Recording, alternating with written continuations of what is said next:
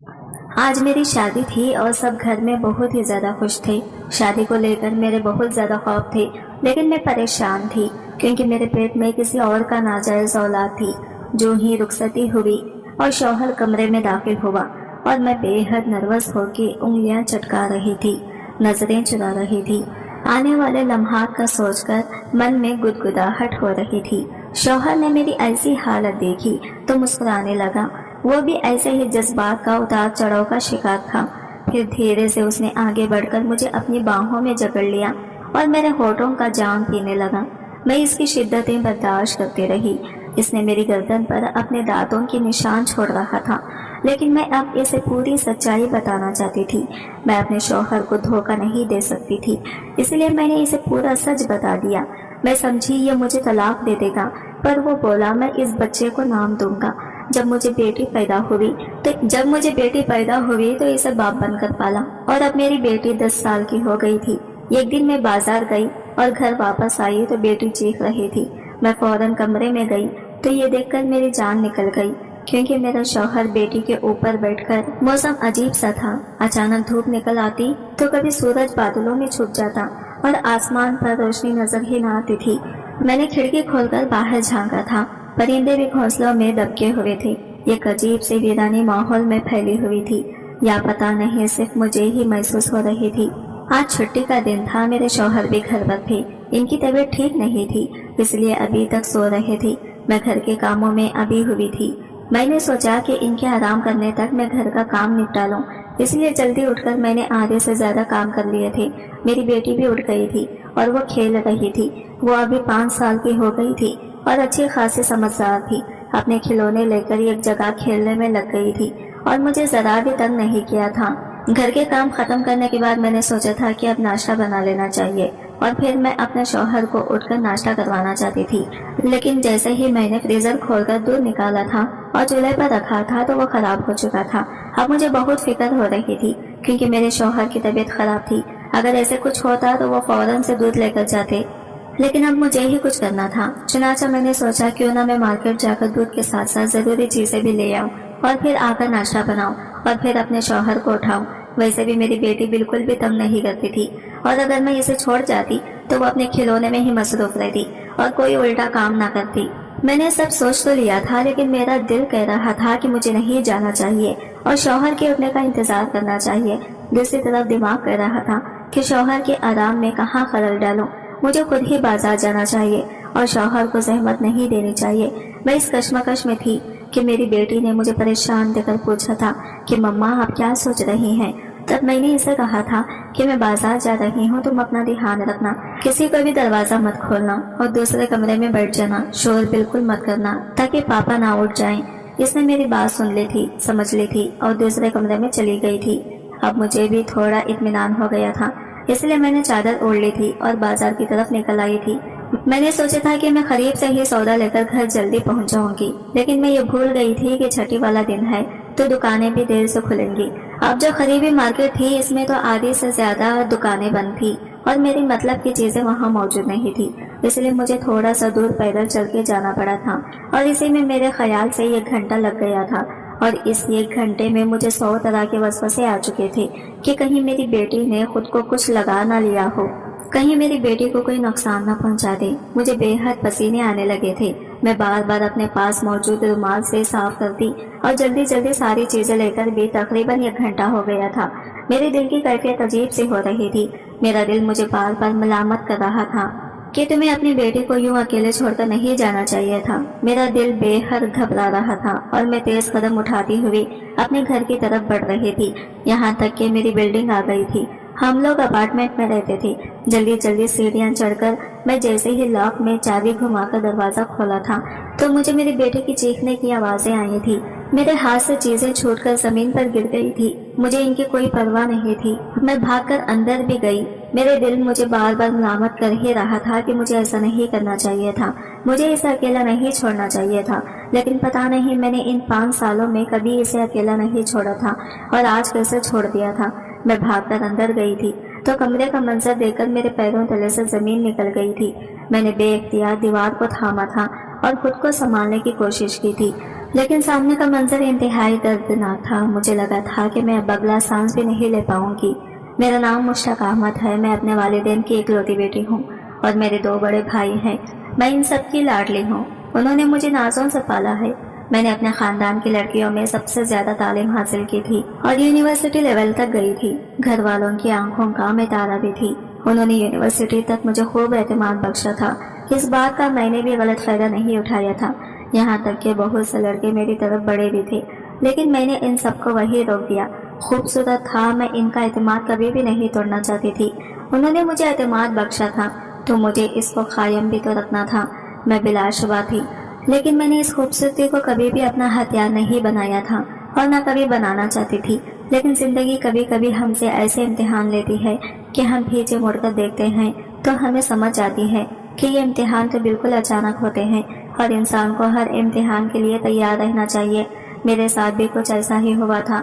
University سے ان تعلیم مکمل کر چکی تھی اور گھر پر نتیجے کا انتظار کر رہی تھی۔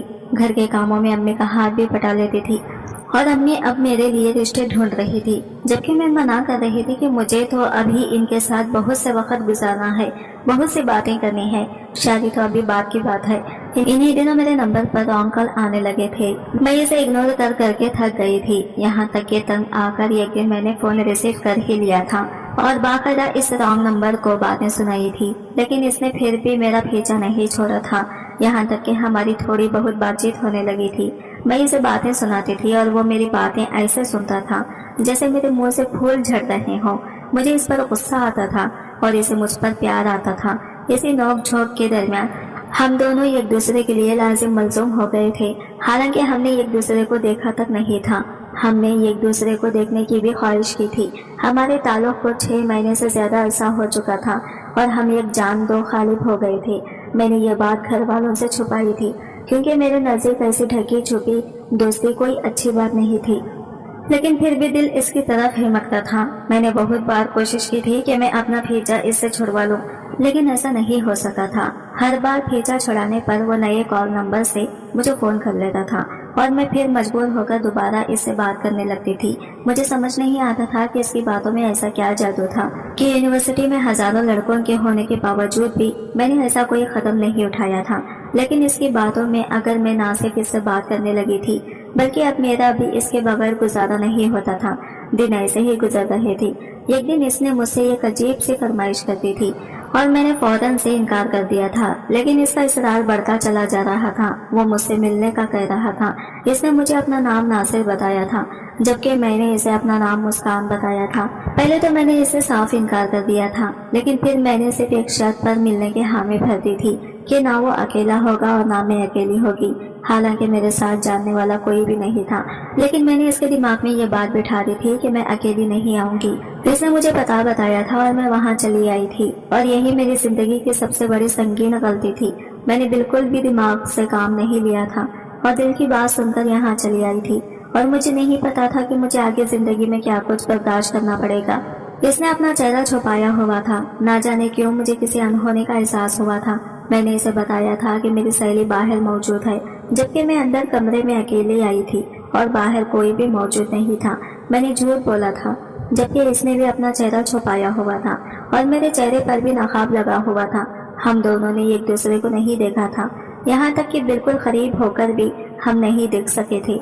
پھر ہم دونوں کے درمیان تیسرا شیطان آ گیا تھا اور اس نے میری عزت کی دھجیاں اڑا دی تھی۔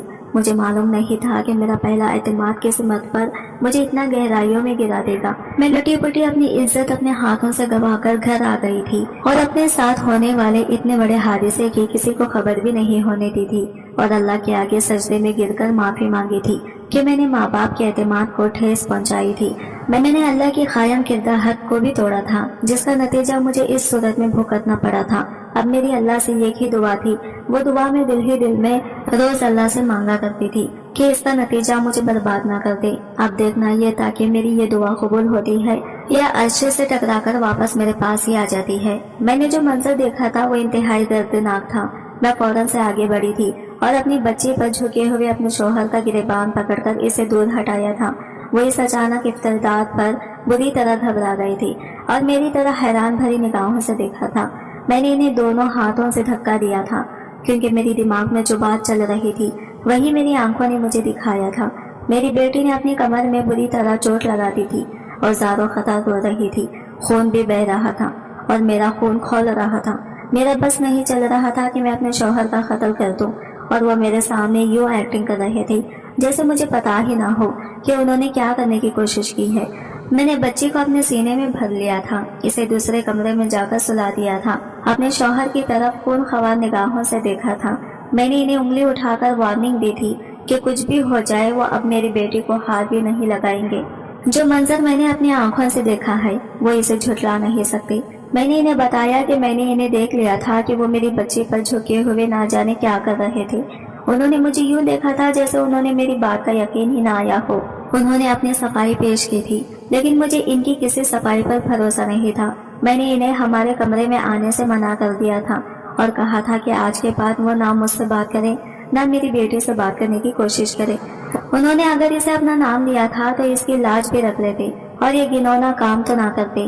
انہوں نے میرے آگے ہاتھ جوڑ دیے تھے اور قرآن رکھنے کے لیے بھی تیار ہو گئے تھے کہ میں نے ایسا کوئی کام نہیں کیا، لیکن میں نے انہیں روک دیا تھا۔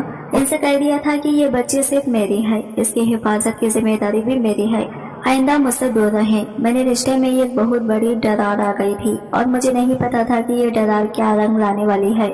میں نہیں جانتی تھی کہ یہ ڈرار میری ماضی کو میرے سامنے لا کھڑا کر دے گی اور مجھے ایسے انشقاق سے دوچار کرائے گی جس کے بعد مجھے اپنی زندگی کے بارے میں فیصلہ لینا مشکل ہو جائے گا۔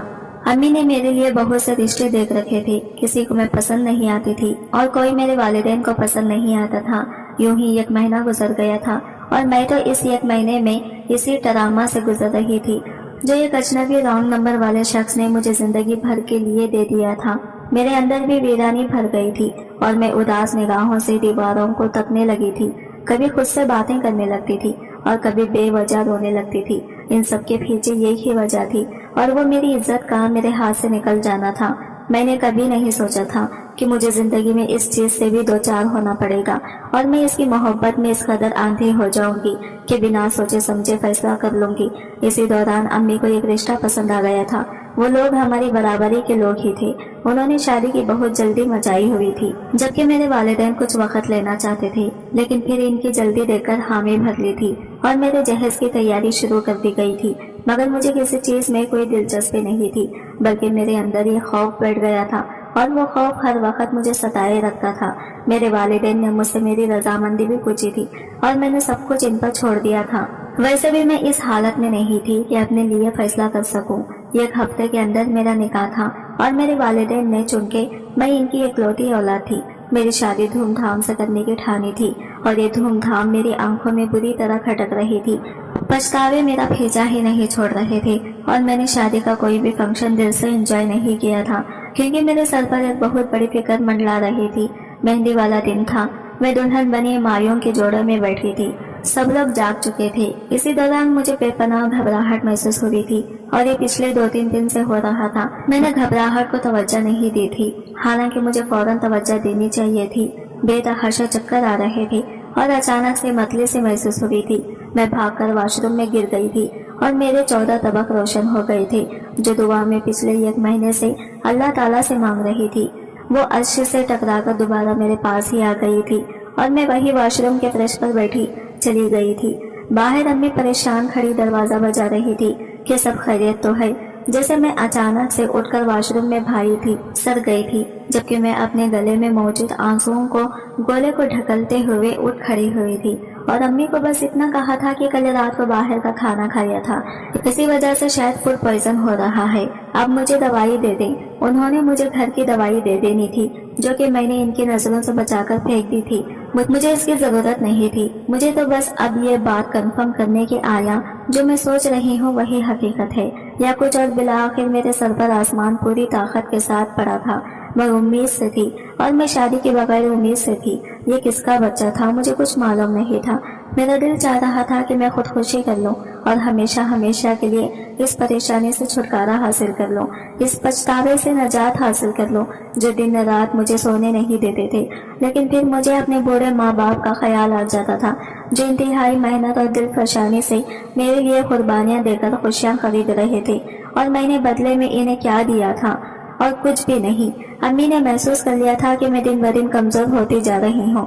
شادی میں سے صرف ایک دن رہ گیا تھا اور وہ مجھے ڈاکٹر کے پاس لے جانا چاہتی تھی تاکہ طاقت کی دوائیاں لکھوا لیں، لیکن میں نے صاف انکار کر دیا تھا، اور اس کی ایک ہی وجہ تھی کہ اگر میرے والدین کو حقیقت پتہ چل جاتی تو ان کے دل پر کیا گزرتی۔ چنانچہ میں نہیں مانی تھی اور میری رخصتی کا دن آ گیا تھا۔ میں نے سوچ لیا تھا کہ میں اپنے ہونے والے شوہر کو دھوکہ میں نہیں رکھوں گی اور اسے سب کچھ سچ سچ بتا دوں گی، اور اس کے بعد جو کچھ بھی ہوگا وہ میری قسمت اور میرا نصیب ہوگا۔ اگر میرے نصیب میں ذلت اور رسوائی پوری دنیا کے سامنے ہونا لکھ دی گئی ہوگی تو وہی ہوگا۔ میں نے نتائج اللہ پر چھوڑ دیے تھے اور اپنا نکاح کا انتظار کرنے لگی تھی۔ میں دلہن بنی اپنے کمرے میں بیٹھی اپنے دولہے کا انتظار کر رہی تھی۔ میرا دل زور زور سے دھڑک رہا تھا، کسی طور خوابوں میں نہیں آ رہا تھا، گھبراہٹ میں اضافہ ہو رہا تھا۔ میں نے اختیار گھونگھٹ ہٹا لیا تھا اور گہرا گہرا سانس لیا تھا۔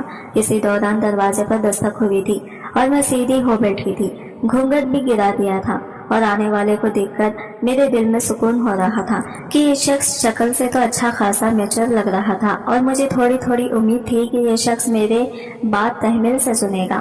میرے شوہر میرے پاس آئے تھے، انہوں نے میرے ہاتھوں میں کنگن پہنائے تھے۔ میں نے اپنا گھونگھٹ ہٹا دیا تھا اور پھر ان کے قدموں میں گر گئی تھی۔ وہ اس اچانک ابتدار پر گھبرا کر پیچھے ہٹے تھے۔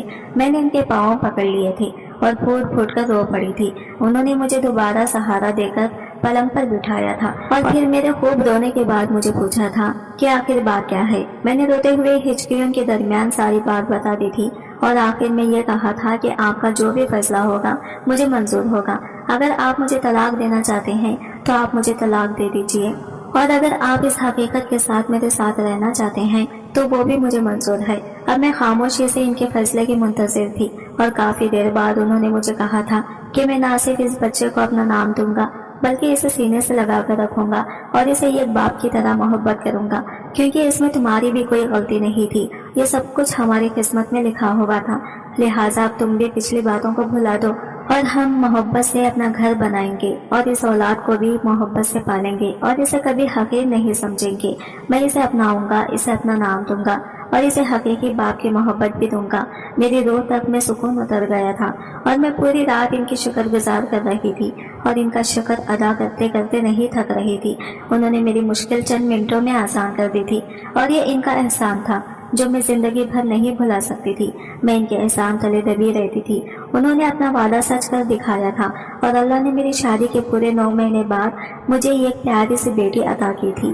اور حیرت انگیز طور پر میرے شوہر میری بیٹی میں ایک چیز بالکل کامن تھی، وہ تھی ان دونوں کا ہونٹ کے پاس قبر جو اچھا خاصا بڑا تھا اور سامنے والے کی توجہ اپنی طرف کھینچ لیتا تھا۔ ان دونوں کی اس طرح ملتی خصوصیات پر مجھے اطمینان ہو گیا تھا کہ واقعی انہوں نے میری اولاد کو اپنے نام دینے کا ارادہ کیا تھا، تو اللہ تعالیٰ نے بھی اس کے اندر ان کی مشابہت پیدا کر دی تھی۔ اس کا بہت خیال رکھتے تھے، اس سے بہت محبت کرتے تھے، اور کبھی بھی مجھے احساس نہیں ہونے دیا تھا کہ وہ میری بیٹی نہیں ہے، بلکہ وہ اسے ہمیشہ ہماری بیٹی کہہ کر پکارتے تھے۔ اور میں اس بات کے لیے ہمیشہ اللہ تعالیٰ کے بعد ان کی شکر گزار رہتی تھی کہ آج کی دنیا میں ایسے لوگ کہاں ملتے تھے جو اتنے بے غرض ہو کر کسی اور کی اولاد کو اپنے سینے سے لگا لیں۔ میں ان دونوں کو دیکھ دیکھ کر جیتی تھی۔ وہ دونوں ہی اب میری کل کائنات تھی اور میری زندگی تھی۔ میری دنیا انہی کے گرد گھومتی تھی، لیکن میں بے خبر تھی کہ میری یہ دنیا جلد اجڑنے والی ہے، اور شاید اسے میری ہی نظر کھا گئی تھی۔ میری نظر میری دنیا کو لگ گئی تھی اور پل میں حالات بدل گئے تھے اور بالکل مخالفت سمت میں چلنے لگے تھے۔ مجھے بالکل بھی امید نہیں تھی کہ میری زندگی ایک بار پھر بدل کر رہ جائے گی اور مجھے اپنی زندگی میں اس بات کا سامنا بھی کرنا پڑے گا۔ ایک بار پھر میں بری طرح پھنس گئی تھی اور کہیں سے نکلنے کا کوئی راستہ نظر نہیں آ رہا تھا۔ میں نے اپنے شوہر کو کہہ دیا تھا کہ میں کچھ دنوں کے لیے اپنے میکے جا رہی ہوں اور وہاں ہی رہوں گی، چنانچہ مجھے تنگ نہ کیا جائے، کیونکہ جو حرکت انہوں نے کی تھی وہ ناقابل معافی تھی، جبکہ وہ مجھے بار بار کہہ چکے تھے کہ میں نے ایسی کوئی حرکت نہیں کی۔ میں اپنے دماغ میں خنس نکال دوں، جبکہ میں نے خود اپنی آنکھوں سے دیکھا تھا کہ جب میں نے اپنی بچی کو چیخ سن کر کمرے کی جانب دوڑ لگائی تھی تو ان کی پشت کمرے کے دروازے کی طرف تھی اور بچی پلنگ پر لیٹی ہوئی تھی اور اس پر جھک کر نہ جانے کیا کر رہے تھے۔ میرے دل میں بے اختیار ابل اٹھا تھا اور پھر ہمارے درمیان حالات بد سے بدتر ہوتے چلے جا رہے تھے۔ میں نے ان سے صرف اتنا کہا تھا کہ اگر یہ آپ کی اپنی سگی بیٹی ہوتی تو تب بھی کیا آپ یہی سلوک کرتے؟ ان سے یہ بات برداشت نہیں ہوئی تھی۔ انہوں نے ہماری شادی شدہ زندگی میں یہ مجھ پر ہاتھ اٹھانے کی پہلی بار مجھے کوشش کی تھی۔ ان کا ہاتھ ہوا میں ہی بلند رہ گیا تھا اور انہیں اپنی غلطی کا احساس ہو گیا تھا۔ انہوں نے ہونٹ پیچ کر ہاتھ پیچھے کر لیا تھا اور پھر مجھے میکے جانے کی اجازت دیتی تھی اور بالکل خاموش ہو گئی تھی، اور آخری بات جو کہی تھی وہ صرف اتنا کہی تھی کہ میں آپ کو اپنی صفائیاں دے دے کر تھک چکا ہوں۔ میں تم سے کہہ رہا ہوں کہ میں نے اس کے ساتھ کوئی غلط حرکت نہیں کی۔ کاش کہ وہ اتنی سمجھدار ہوتی تو وہ تمہیں خود ہی بتا دیتی کہ پاپا نے تو کچھ بھی نہیں کیا، بلکہ میں تو اس کا زخم صاف کر رہا تھا۔ جو سمجھنا ہے وہ تم سمجھتی رہو، جبکہ یہ آج بھی میری بیٹی ہے اور میں اسے اتنی ہی محبت کرتا ہوں جتنی کہ تم کرتی ہو۔ لیکن مجھے ان کی کسی بھی بات کا یقین نہیں آ رہا تھا۔ یقین بھی کیسے آتا؟ وہ ان کی سگی بیٹی جو نہ تھی، ان کی سوتیلی بیٹی تھی، اور سارے راستے جو مجھے وسوسے، جو مجھے خیالات آتے رہے تھے، تو ایک ماں کو سنگ دل تھا۔ میں بطور ماں بالکل فیل ہو گئی تھی اور اپنے بچے کو ایک درندے کے حوالے کر کے مارکیٹ نکل پڑی تھی۔ میں اپنے میکے آ گئی تھی اور وہیں رہ رہی تھی۔ مجھے پورا ایک ہفتہ ہو گیا تھا اور میری بیٹی اپنے بابا کو بے حد یاد کر رہی تھی۔ اس معصوم کو تو کچھ بھی نہیں پتا تھا، وہ بہت رو رہی تھی، جبکہ امی بھی پریشان ہو گئی تھی کہ میں اتنا لمبا عرصہ رہنا تو کبھی بھی نہیں آئی تھی، لیکن میرا وہاں جانے کا دل ہی نہیں چاہ رہا تھا۔ ابھی میں وہاں جانے نہ جانے کی کشمکش میں تھی کہ میری پڑوسی کا مجھے فون آ گیا تھا۔ اس نے جو کچھ کہا تھا اس کے اگلے ہی لمحے میں اپنے گھر جانے کے لیے نکل پڑی تھی۔ میرے شوہر گھر میں گر گئے تھے اور جیسے ہی ان میں گھر آئی تھی کہ وہ بالکل صحیح سلامت صوفے کے درمیان بیٹھے مسکرا رہے تھے، جبکہ مجھے بے اختیار ان پر ڈھیروں غصہ آیا تھا۔ مجھے ان سے اس قدر گھٹیا حرکت کی توقع نہیں تھی اور یہ مال میں نے ان کے منہ پر بول بھی دیا تھا۔ انہوں نے مجھے اپنے پاس بٹھایا تھا اور میں نے ان کا ہاتھ جھٹک دیا تھا، اور اس کے بارے میں انہوں نے جو کچھ مجھے بتایا تھا اسے سن کر میں زاروں خطا رو پڑی تھی۔ انہوں نے جو مجھ پر انشکاف کیا تھا وہ کسی قیامت سے کم نہ تھا۔ انہوں نے مجھے بتایا تھا کہ زویا یعنی میری بیٹی ان کی بھی سگی بیٹی ہی ہے، اور جب میں نے ان سے باز پرس کی تھی کہ وہ ان کی سگی بیٹی کیسے ہوئی تو انہوں نے جو کہانی مجھے سنائی تھی وہ ناقابل یقین تھی۔ انہوں نے کہا تھا کہ وہ رانگ نمبر میں ہی تھا جو تمہیں تنگ کرتا تھا، جس نے تمہیں ملنے کے لیے بلایا تھا، مجھے غلط دوستوں کی صحبت نے بگاڑ دیا تھا اور میں نے تمہاری عزت کو تار تار کر دیا تھا۔ لیکن یقین جانو اس کے بعد میں ایک دن بھی سکون سے نہیں سو سکا تھا۔ میں پچھتاوے کی آگ میں جل رہا تھا اور میں کفارہ ادا کرنا چاہتا تھا۔ میں نے تمہاری جیسی معصوم لڑکی کے ساتھ بہت غلط کیا تھا، چنانچہ میں نے تمہارا گھر تلاش کیا تھا اور وہاں اپنے والدین کو بے پناہ منتوں کے بعد رشتہ لینے کے لیے بھیجا تھا۔ چونکہ میری نیت صاف تھی لہٰذا بات بنتی چلی گئی تھی اور میری تم سے شادی ہو گئی تھی، اور شادی کے بعد تم نے جس طرح مجھے دھوکے میں نہ رکھا اور حقیقت سے آگاہ کیا تھا اس نے مجھے تمہارا اور گرویدہ بنا دیا تھا۔ اس لیے میں نے خود سے وعدہ کیا تھا کہ میں تمہیں کبھی بھی غم نہیں دوں گا اور ہمیشہ تم سے بہترین سلوک کروں گا اور ہماری اولاد کو بہترین زندگی فراہم کروں گا۔ لیکن تم ایک ماں بھی اور تمہارے نزدیک میں ایک سوتیلا باپ تھا، اس لیے تم بھی اپنی جگہ بالکل ٹھیک تھی۔ لیکن تم یقین جانو میں صرف اس پر جھک کر اس کے کمر میں لگا زخم روئی سے صاف کر رہا تھا اور کچھ بھی نہیں تھا۔ لیکن شیطان نے تمہیں کچھ اور ہی دکھا دیا تھا جو تم دیکھنا چاہتی تھی یا جو وسوسے تمہارے دل میں پل رہے تھے۔ اپنی بات مکمل کر کے خاموش ہو گئی تھی اور میں نے ان سے صرف اتنا پوچھا تھا کہ انہوں نے مجھ سے یہ حقیقت کیوں چھپائی، تو انہوں نے میرے آگے ہاتھ جوڑ دیے تھے اور میرے قدموں میں گر گئی تھی اور کہا تھا کہ مجھے تم سے اس بات کی معافی مانگی تھی اور میں نے اپنے طور پر کفارہ ادا کرنے کی پوری کوشش کی ہے۔ اب میں فیصلہ تمہیں پر چھوڑتا ہوں کہ ان 5 سالوں میں میں اپنے یک فعل کا کفارہ ادا کر پایا ہوں کہ نہیں۔ وہ ہاتھ جوڑے نظریں جھکائے مجھے جو اب سننے کی خواہش مند تھی۔ میں چند لمحے خاموش رہی تھی اور پھر میں نے ان کے جڑے ہاتھ کھول لیے تھے اور ان کے سینے میں منہ چھپا لیا تھا۔